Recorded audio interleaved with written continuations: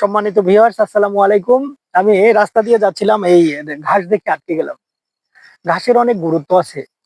যেহেতু বাংলাদেশ কৃষি প্রধান দেশ, আমাদের দেশের ৮০% লোক এই কৃষির উপর নির্ভরশীল। যারা কৃষির সাথে জড়িত তারাই কিন্তু ২-১টা গরু পালে। এখন বিষয় হচ্ছে, আপনি যদি ১টা-২টা গরু পালেন, অবশ্যই আপনাকে রাস্তার ধারে হলেও ঘাস লাগাতে হবে।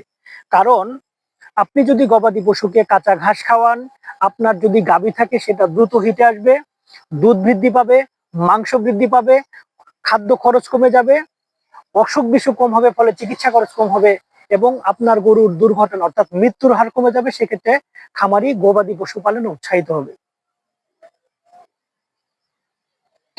আচ্ছা, আমি আজকে এই যে একটি ঘাস দেখাচ্ছি, ক্যামেরাটা একটু দেখাও। এটা এটা হচ্ছে একটি, এই যে এটা এটা নেপিয়ার ঘাস। দেখেন, এই ঘাসটি দেখতে আখের মতো।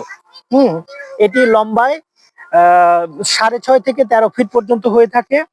এটি গবাদি পশুর জন্য একটি সুষম খাবার। এতে এটার একটা সুবিধা হচ্ছে,